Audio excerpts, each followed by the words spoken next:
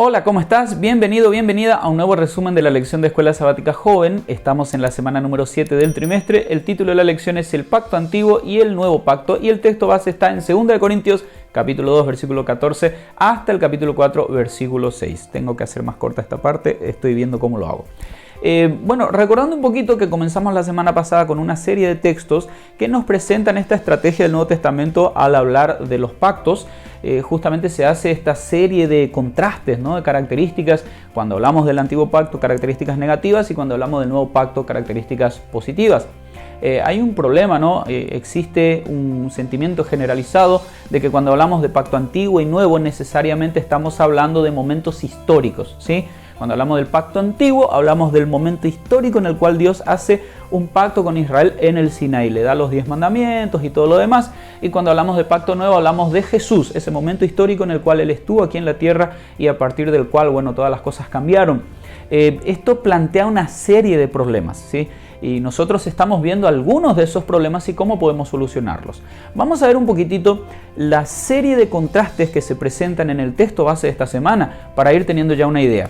Vamos a ver que en 2 Corintios capítulo 3, versículo 3 al 18, se nos presenta una lista.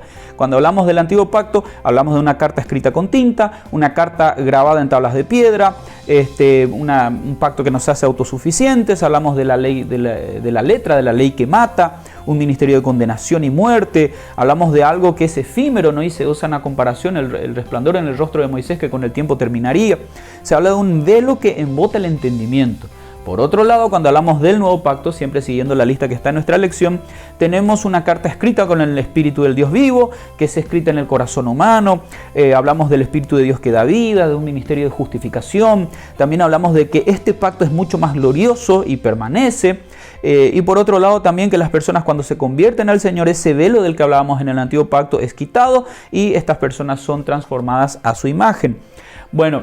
Si nosotros tomamos estas características negativas y las aplicamos solamente al pacto antiguo, hablando en términos históricos, hablando del pacto del Sinaí, surgen algunas preguntas. Por ejemplo, cuando Dios dio estas leyes e hizo este pacto con Israel, el plan de Él era colocarlos en un sistema en el cual, simplemente tenían que cumplir todo de manera exterior y conformarse con eso. No había algo más profundo. Esto de que Dios quería escribir la ley en el corazón de sus hijos y que supuestamente recién pasa con el Nuevo Testamento, genera conflictos cuando ves textos como Deuteronomio capítulo 6, versículo 6, el capítulo 30, versículo 6 y los versículos 11 al 14, en donde Dios dice que Él quiere escribir la ley, de hecho lo hará, en el corazón de sus hijos. El Antiguo Testamento tiene varios textos, como por ejemplo Salmo 37:30 y versículo 31 también, Salmos capítulo 40, versículo 8, Isaías capítulo 51, versículo 7, todas citas, ¿no?, en las cuales Dios quiere escribir su ley en el corazón de sus hijos, y esto está pasando en el Antiguo Testamento. Una característica del Nuevo Pacto, pero que está siendo mencionada en el Antiguo Testamento. ¿Qué pasa con la galería de la fe? Hebreos capítulo 11. Todas estas personas que son héroes para nosotros y heroínas también, y figuran allí, pero que en realidad vivieron bajo ese Antiguo Pacto. Se nos pide que nosotros los usemos como modelos. ¿Qué está pasando aquí? Esta descripción que se presenta en este texto y en otros más tiene más que ver con la respuesta de las personas a los pactos, al pacto, porque el pacto es uno solo, independientemente al momento histórico en el cual vive.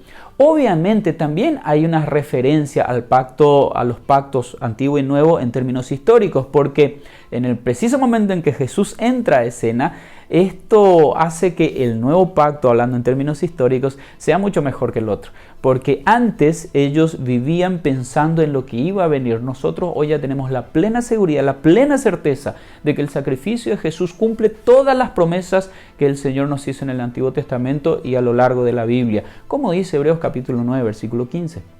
El contexto de 2 Corintios 3 nos muestra una interpretación que armoniza la idea de que el pacto del Sinaí y el nuevo pacto del que se habla en el Nuevo Testamento en realidad comparten el mismo ADN y están basados en el mismo evangelio.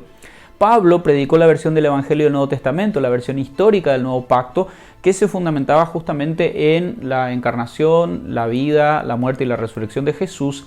Y él te cuenta cómo existen dos tipos de personas cuando escuchan este evangelio que él predica. En 2 Corintios capítulo 2, versículo 16, se nos habla de personas o que rechazan ese evangelio o que se adhieren de una manera legalista, tipo fundamentan su salvación no en el Evangelio o la persona detrás del Evangelio que es Jesús, sino en su propio cumplimiento de las cosas. Y por otro lado, tenés un grupo que acepta por fe, vive una vida de obediencia por fe y de esa manera tiene la vida eterna que se promete. Ahora, ¿qué hacemos con el velo del antiguo pacto? Este velo que se menciona en 2 Corintios capítulo 3, versículo 14 y que solo Cristo puede quitar. Hay que entender algo, ¿no? Hay algunas personas que enseñan que este velo en realidad es la ley que se dio en el Sinaí de ese antiguo pacto. Y paréntesis, ¿no? Normalmente las personas que hablan en contra del antiguo pacto, por decirlo de una manera, en realidad están hablando del cuarto mandamiento. Es el único mandamiento con el cual todo el mundo tiene problemas. Yo no sé por qué nadie tiene problemas con los otros, pero bueno, alguna razón habrá. Cuando llegamos a 2 Corintios capítulo 4, versículos 1 al 6, Pablo nos explica en qué consiste la figura del velo. En los versículos 3 y 4 se nos dice que fuese Satanás quien colocó ese velo y no Dios. O sea que este velo representa el acto de Satanás de cegar a las personas para que no vean el evangelio que está detrás de lo que se está predicando. 2 Corintios 3 no presenta los pactos históricos opuestos entre sí, sino los contrastes que tienen que ver con la experiencia de las personas. A ver, te lo dejo más claro. Vos podés estar viviendo históricamente en el nuevo pacto, pero si vos rechazás ese evangelio que está llegando, vas a tener una experiencia del antiguo pacto. O si sos una persona que por el contrario te concentras tanto en portarte bien y cumplir todos los puntos, asteriscos, rayas y guiones, pero no te concentras en tener una relación con Cristo, seguís viviendo en una experiencia del antiguo pacto y vas a tener todas esas características y todas esas consecuencias que se describen en el Nuevo Testamento cuando se habla del antiguo pacto. 2 Corintios capítulo 3 es un llamamiento evangelizador. ¿Cuál es tu respuesta? Lastimosamente, todo descendiente de Adán nace en este mundo deteriorado y hasta mutilado por el pecado. Nosotros ya nacemos con este velo que se habla allí en 2 Corintios capítulo 3 versículo 14, ¿no? Este velo que impide que veamos lo que el Señor espera de nosotros o quiere para nosotros. Parece que tenemos este corazón de piedra que nos ayuda a resistir los llamados del Señor. Y esto, bueno, es normal. Ahora, no es que, aunque estemos lejos de la imagen y semejanza de Dios, no es que Él se olvide de nosotros, muy por el contrario. Pero ¿cómo hace Jesús para llevarnos de esta condición pecaminosa, deteriorada en la que estamos, a una condición restaurada? Básicamente es a través de la labor del Espíritu Santo y al menos lo hace de tres maneras. Por un lado, 2 Corintios capítulo 2 versículo 14 nos explica que todos somos expuestos al Evangelio y bueno, nosotros decidimos qué hacer con esto. En 2 Corintios capítulo 3 versículo 16 se nos habla de que constantemente, insistentemente, aunque sin abusar de su poder, el Señor nos está llamando. Claro, todos nosotros tenemos la misma oportunidad de responder afirmativamente a esos llamados o también hacerlo de manera negativa. Finalmente queda a nuestro criterio. Ahora, una tercera cuestión a tener en cuenta aquí es que a partir de nuestra condición deteriorada por el pecado, el Señor nos ayuda a crecer y a cambiar y esta transformación es continua. Vamos creciendo constantemente a imagen de Cristo, como dice 2 Corintios 3:18. Y esto es por la presencia de Jesús en nuestras vidas. Pero claro, esto sucede mientras más tiempo nosotros pasamos en oración y en estudio de su palabra. Es allí que nosotros comenzamos a parecernos a Él y comenzamos a crecer.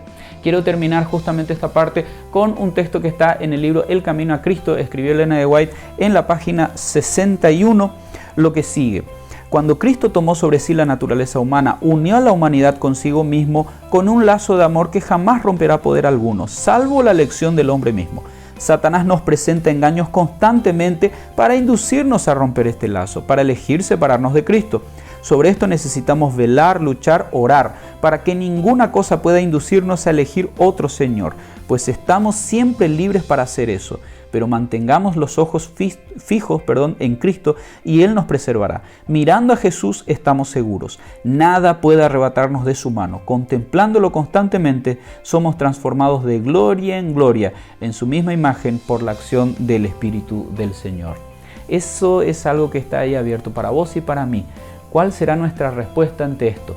¿Vamos a aceptar ese llamado? ¿Vamos a seguir creciendo y pareciéndonos más a Cristo? ¿O vamos a elegir nomás todo aquello otro que ya ni quiero hablarte de eso?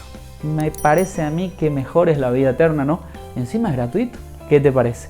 Te dejo para que lo pienses, que tengas un excelente día y nos vemos la semana que viene.